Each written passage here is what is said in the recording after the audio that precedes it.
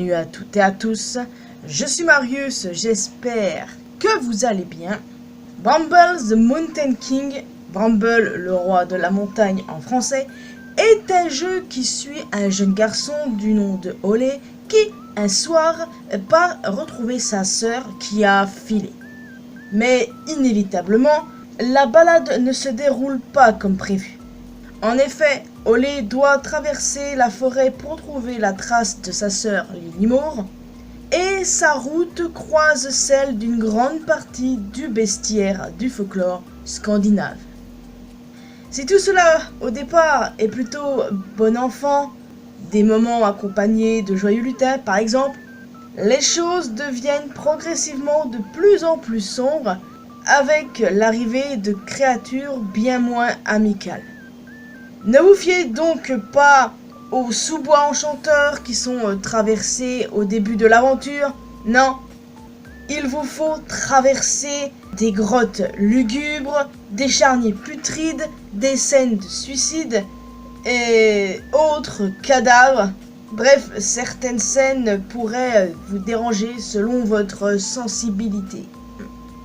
Le type de jeu ici est de la plateforme avec quelques légers puzzles à résoudre.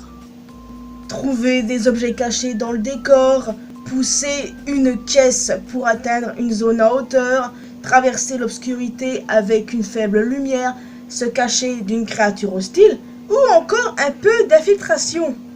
Tout ceci n'est pas sans nous rappeler bien évidemment Little Nightmares. Ce jeu a lancé une mode, c'est incroyable. Et je raffole de ce genre de jeu les gars, clairement. J'ai adoré le premier Little Nightmares, j'ai adoré le deuxième. Et franchement, ce type de jeu là, je peux vous dire qu'ils ont vraiment une grosse place dans mon cœur. Tellement j'adore ce type de jeu. Et waouh quoi, je suis absolument fan. Et peut-être que je ferai une vidéo un jour sur tous les jeux de ce type. Enfin bon, c'est pas encore fait mais j'y réfléchis sérieusement. Du début jusqu'à la fin, je suis passé par diverses émotions, de l'émerveillement face à une nature aussi féerique et colorée, au dégoût intense face à des scènes horribles et réalistes, avec du sang, des cadavres et des monstres vraiment bien faits, dont ce fameux roi de la montagne. Tout le titre du jeu d'ailleurs. L'intrigue est vraiment bien pensée. Un petit garçon peu courageux qui, au travers de multiples périples et traumatismes, doit sauver sa grande sœur d'une mort atroce. Au fur et à mesure, ce petit gars innocent et sans défense est devenu un véritable héros faisant preuve d'un immense courage. Il a énormément évolué en gros. La scène du bébé mort et que Olé enterre m'a complètement retourné, surtout de par la réaction de notre héros. J'étais tellement pas bien à ce moment-là. Je peux vous dire que là, mon cœur, il s'est vraiment serré et j'ai ressenti une tristesse immense, littéralement. Et je te raconte pas de conneries, hein. Les monstres étaient absolument terrifiants, bien comme il faut.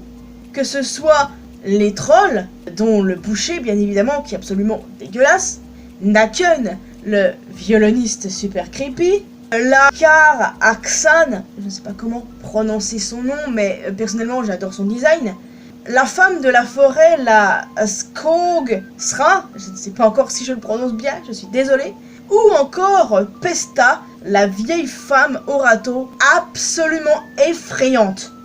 Mais je dois vous admettre, même s'ils étaient tous géniaux, que mon monstre préféré reste Naken, clairement. Même s'il fait très peur, c'est mon préféré. Après tout, faire peur, c'est le but d'un monstre, hein, Marius. Olé a un cœur en or. Il aide le géant de pierre, Lémus, lorsqu'il se fait bully, et il a essayé de sauver les bébés gnomes, même si ça n'a servi strictement à rien pour le coup. Cependant, le passage où il tue la femme de la forêt demeure choquant. Parce que, en fait, tu peux la poignarder à répétition, en fait, pendant un petit moment. Et ça, déjà, c'est horrible. Mais en plus, quand tu vois le visage du gamin avec plein de sang, Oh mon Dieu, alors là, adieu l'innocence, clairement. Et j'ai vraiment de la peine pour lui, quoi. Il a vécu des tas de choses horribles durant ce périple. Le roi de la montagne, l'antagoniste final du coup, est vraiment impressionnant. Son boss fight était juste trop cool.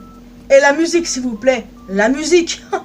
Toutes les musiques de ce jeu étaient vraiment top, hein. Au final, tout est bien qui finit bien, n'est-ce pas? Mais il demeure malgré tout des questions concernant cette fin. Comment Olé et Lilimore ont pu s'en sortir après que Olé ait sauvé sa sœur et que le roi de la montagne ait été définitivement vaincu? Les deux enfants sont sauvés par Lemus et ensuite on les retrouve directement chez eux. Il y a deux possibilités selon plusieurs joueurs. La première, ils sont morts. Ouais, le classique. Alors dans ce cas, pourquoi sont-ils précisément de retour chez eux? Et la deuxième, évidemment un autre classique, tout ceci n'était qu'un rêve. Bon, ce n'est pas impossible en effet, et je comprends que pas mal de personnes y croient du coup. Mais moi, les amis, j'ai une autre interprétation à ce sujet, vous me connaissez. Donc oui, c'est l'heure des théories. Pour moi, les deux enfants sont clairement vivants, sans aucun doute. Et je pense qu'ils ont bel et bien vécu ce cauchemar sans nom. Lors de l'épilogue, la narratrice précise que Lilimore était effrayée par ses souvenirs, faisant des cauchemars sur tout ce qui s'est passé. De plus, Olé a changé. Il se montre plus courageux et n'a plus peur. Après tout ce qu'il a vécu, cela l'a renforcé. Sans compter que vous pouvez voir que pas mal de temps s'est écoulé parce que Olé a grandi. On le voit très bien au mur. Là, c'est le début du jeu et là, c'est la fin du jeu. Donc le gamin a clairement grandi entre-temps. Et en plus de ça, remarquez que aussi toutes les figurines qu'on a collectées sont sur l'étagère. Je trouve ça épuisant qu'à chaque fois qu'un jeu de ce type sort, il y en a qui disent « Ils sont morts, ce n'était qu'un rêve ». Enfin, je ne dis pas que c'est faux en soi, hein, évidemment. Mais je pense qu'il faut réfléchir davantage et faire davantage de recherches. Par exemple, j'ai dû regarder des let's play, tout ça, pour essayer de me faire une opinion. Mais en vrai, lors de ma première expérience sur le jeu, ce n'était pas une conclusion classique à laquelle je suis venu. Donc, ni un rêve, ni qu'ils sont morts, quoi. Bah, je me suis dit, ils ont vécu vraiment tout ça. Et voilà. Et c'est le cas. Et du coup, j'ai trouvé les éléments qu'il fallait pour vous convaincre de ça.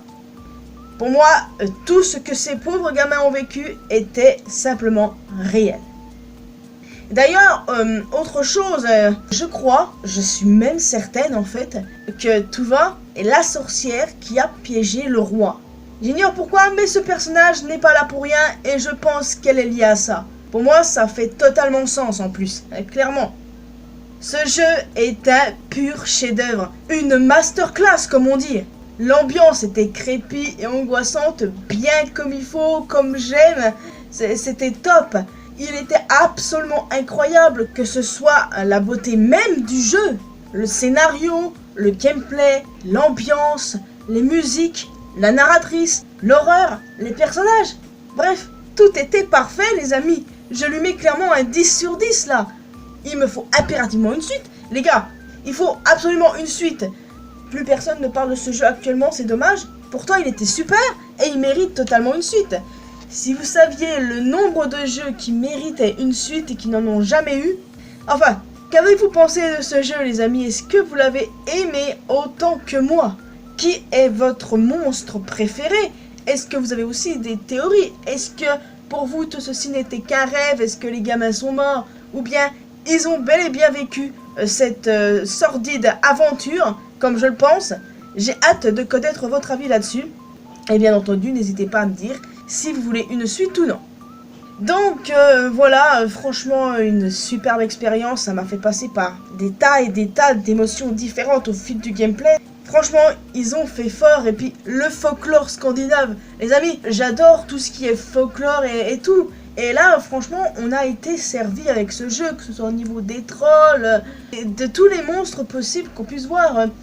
Pesta, Naken, la femme de la forêt, que je trouve particulièrement très belle. Vraiment, c'était top du début jusqu'à la fin.